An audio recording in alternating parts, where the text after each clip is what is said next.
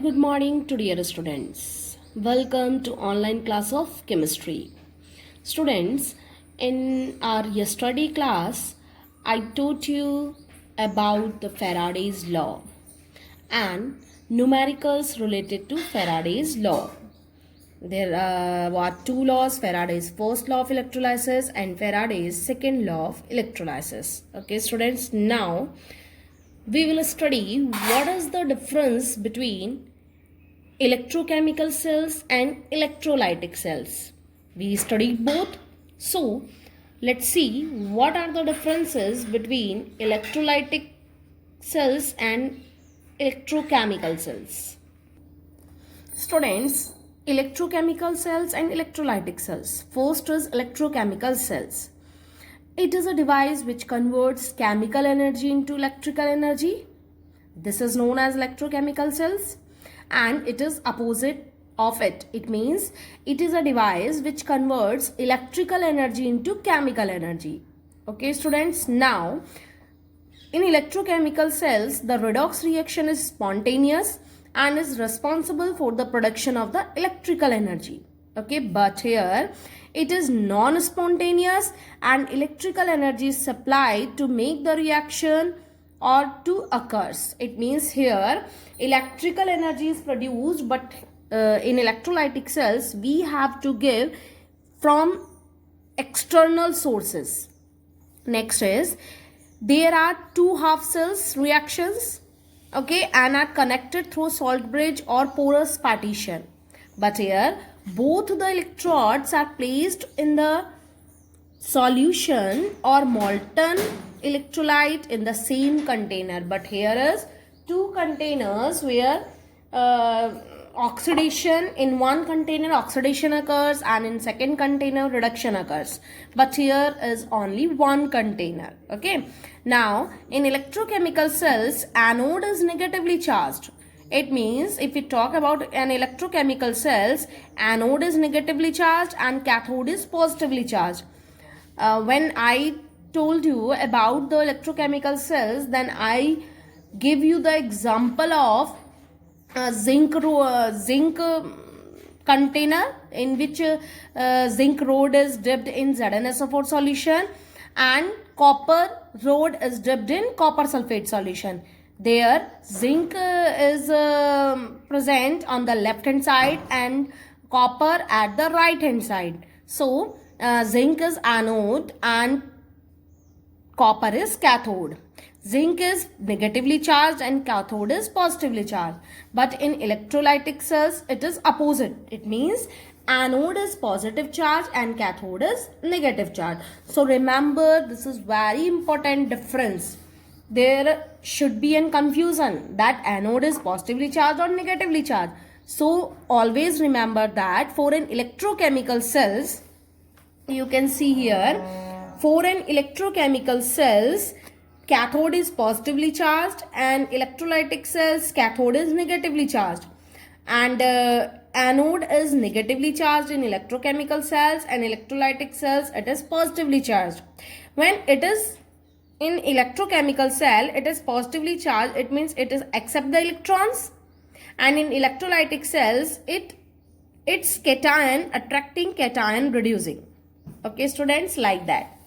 Next is we know that oxidation occurs at negative electrodes. So in electrochemical cells, oxidation occurs at the anode and reduction occurs at the cathode.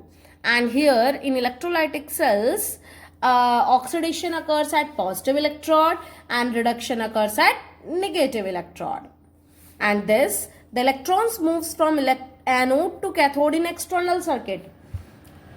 And here the electrons are supplied by the external battery and enter through the cathode and come out through the anode. So here electricity flows from cathode to anode and charge flows from anode to cathode. So students, remember these points. These are very important points for understanding. Okay, students, now our next topic is some commercial cells or battery. What are some commercial cells or battery? Actually, students, what is this? One of the main uses of galvanic cell is the generation of portable electrical energy, because we use galvanic cell for the production of electrical energy. These cells are generally known as batteries. Actually, these cells are generally known as batteries. Why? Because they produce electricity. The term battery is used for two or more galvanic cells connected in a series. It means when we use a cell is a single. But what is battery? When more than two. When more than two cells are connected in a series, then this type of arrangement is known as battery. So we can say that battery is an arrangement of electrochemical cells that can be used as a source of direct current at constant voltage. Okay, students, these are used commercially, so these are known as commercial cell. Now, students, there are mainly two type of commercial cell. Number first, primary cell. Number second, secondary cell. Now, talk about what is primary cell. Actually, in these cells, the electrode reaction cannot reversed by an external electrical energy. It means electrode reaction cannot be reversed. When electron reaction cannot be reversed, it means they are non-rechargeable. If electrode reaction can be reversed, then these are rechargeable. Okay, student. So we can say that after the reaction occurs once and after use they become dead. It means when once a reaction can occurs, then these cells becomes dead. Some common examples are dry cell, mercury cell are the primary cells or batteries. Now, what is secondary cells or batteries? What are secondary cells? Actually, student, in the secondary cell, the reaction can be reversed by external electric energy source. Therefore, these are rechargeable by passing electric current and used again and again. Okay, students, used again and again. These are also called storage cell. What these are called? Storage cell. Because we can store energy in these cells and use again and again. Like that, the battery which are attached by our inverters. These are secondary battery. Because when they discharge, we will again charged. So these are rechargeable. Just taken an example, which are the secondary cells. Lead storage cells, nickel cadmium storage cells are the secondary batteries. Now, students, the first cell is dry cell. The most familiar commercial cell are dry cell. Students, how we study these cells? How these will asked in the examination? Students, in examination, the question is like that. Write the cell reaction of dry cell. What is the cathode used in a dry cell? Name the anode which is used in a dry cell. So, students, learn these cells like that. Or some tested questions will ask how, which shell is used in torches? What is the cathode and what is anode, and what is electrolyte used in these cells, and also write the cell reaction. So, students, these type of questions will be asked in the board examination. Now, let's start first as dry cells. Where it is uses? It is used in torches, toys, flashlights, calculators and tape recorders. Now, who invented this? The dry cell was invented by G. Lackenji is in 1868. Okay, students? Now, what is cathode and what is anode and what is electrolyte? Graphite rod is work as a cathode, zinc is work as an anode, and MnO2 plus carbon and NH4Cl plus ZnCl2 work as an electrolytic solution. You can see, students, this is a diagrammatic representation of the dry cell. This outer covering is anode, which is made up by zinc. Okay, students, and here this is the metallic cap and this is graphite rod.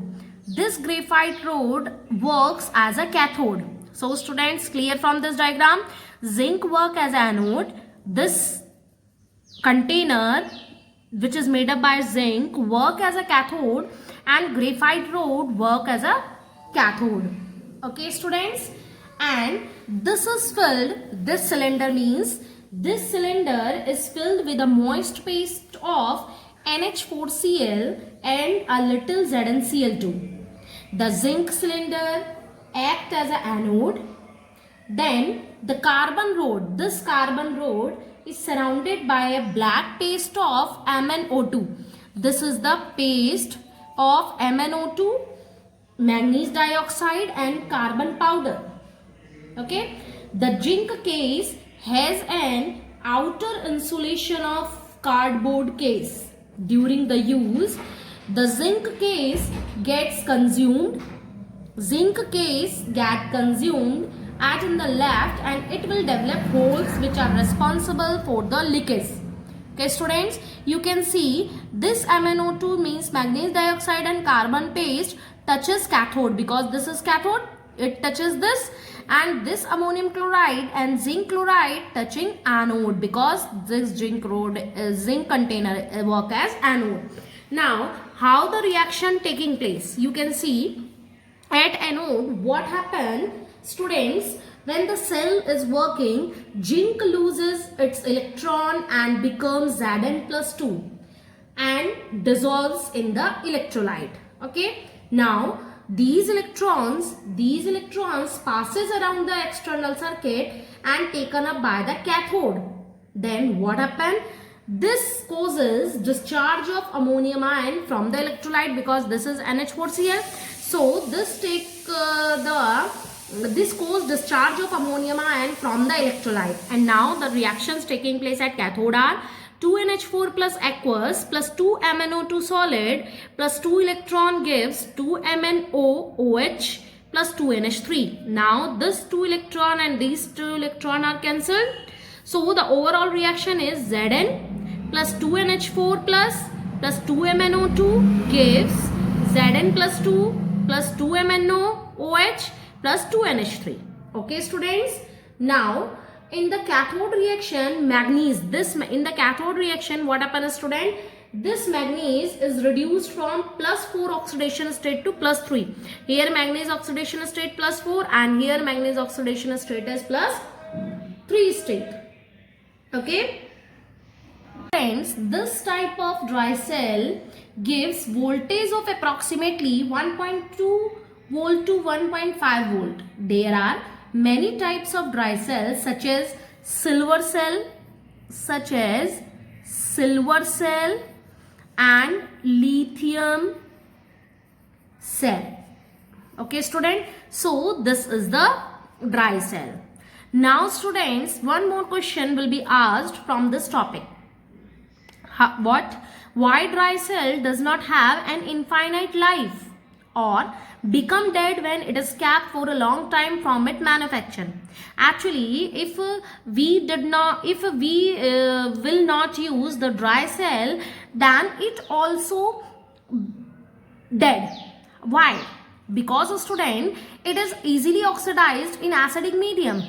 Here, due to the presence of ammonium chloride, then what happened? Due to the presence of ammonium chloride and due to the action of H plus ion, because it contains acid, and due to the presence of H plus ion from NH4 plus, and the zinc container corrodes even when not unused. Reaction Zn reacts with H plus ion and becomes Zn+2 and H2 gas is liberated. So this becomes dead even when it is not in used. So students, to avoid this difficulty, a modified form of dry cells called alkaline dry cells has been prepared. What is the difference between alkaline and this dry cell? In alkaline dry cell, the electrolyte NaOH and KOH are used. What is used? NaOH and KOH. Sodium hydroxide and potassium hydroxide are used in place of which? NH4Cl. Okay students, so this is alkaline dry cell and this is normal dry cell. Nowadays this dry cell is mostly in used because it will not easily discharge or it will not that even capped for a long time. Okay students, I think this dry cell is clear to all. If you have any problem, then consult to me, and on in the next class we will study about more cells like lead storage cells, mercury cells, and nickel cadmium storage cell, and how we charge it and how discharge it, what are the reactions of charging and discharging. Okay students, thank you.